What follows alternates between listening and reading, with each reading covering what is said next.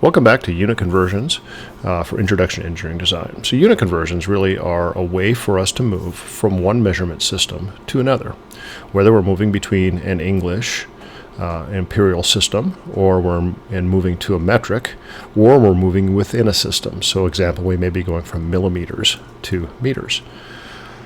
Either event, it's the same thing. And we start this out, and we're going to talk about the 3 steps that we do. The very first step that we want to do, number 1, is we want to start out by writing an equation, an equation that is equivalent.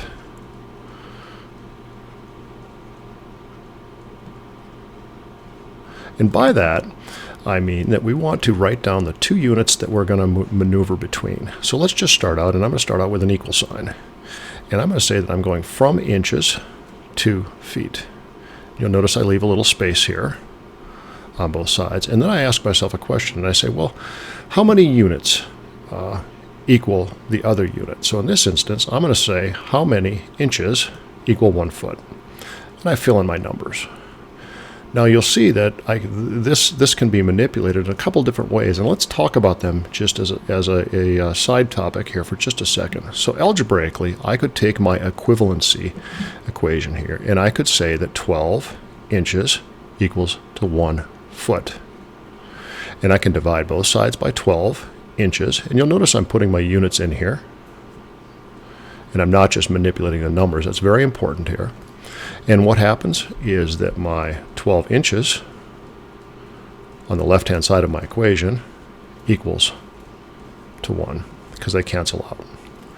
Similarly, I can take that same equation and I can say that 12 inches equals to 1 foot.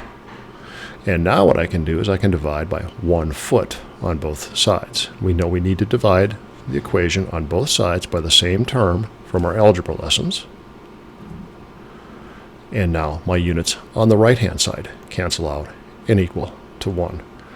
From this equation, I can carry that a step further, and I can say that both of these ratios, or one number over another, the denominator over the numerator, equal to 1. By that, I can say that 12 inches over 1 foot is the same as 1 foot over 12 inches. Sorry about that, a little messy, but you get my drift. And both of these equal to 1. Because this equals to 1, I can use a ratio like this to convert my units. So let's go back up here to our idea. So we write our ratio, or we write our equivalency formula. The next thing we're going to do is we're going to develop our ratio. And I just showed you algebraically how we can do that. You don't need to go through that much work each time. And the way I want you to think about this is I want to ask you to ask 2 questions. What am I going from in units? And what am I going to? Again, in units. And you'll see where we're going with this. Because what I want you to start with is I want you to just start with a very simple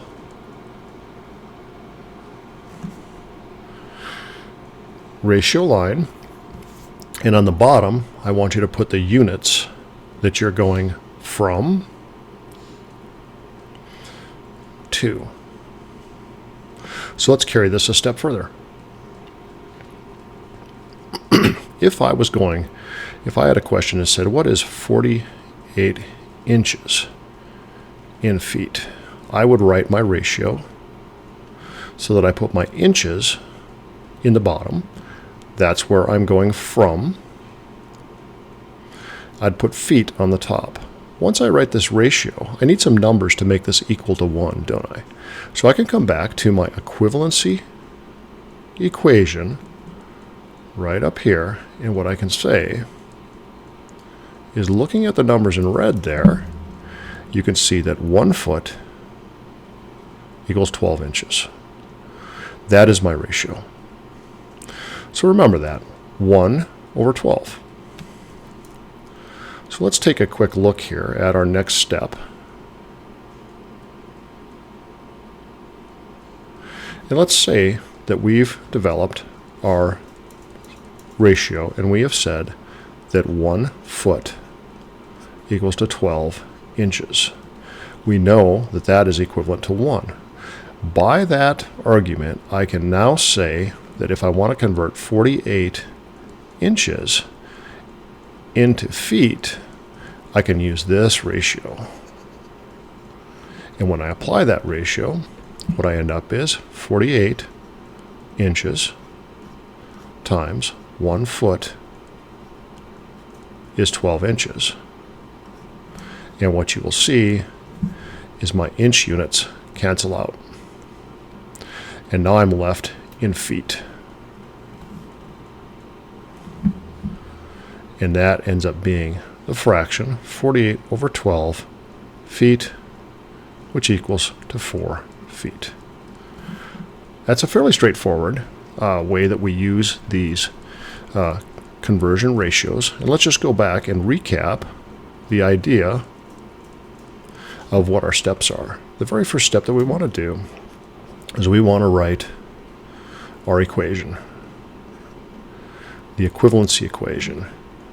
Remember, we're going to go units equals units and numbers. So if I'm going to go from kilometers to meters, I may write 10 to the third meters equals 1 kilometer. The next step that I'm going to do is I'm going to determine my ratio for conversion. And I'm going to write a fraction. And if I'm going to go from kilometers to meters, then what I'm going to do is write kilometers on the bottom. This is where I'm going from. Meters on the top. And now I'll fill in my numbers. So my numbers that I associate with each one of those units, I put 10 to the third and 1. This becomes the ratio that I will apply to any number to convert it. So if I wanted to convert, let's just say 20 kilometers into meters, I would apply 10 to the third meters is 1 kilometer and multiply that times my 20 kilometers. And then what you will see is I end up with 20 times 10 to the fourth meters. Sorry, 10 to the third meters. Be 2 times 10 to the fourth. There you have it. That's a unit conversion. Thanks for watching.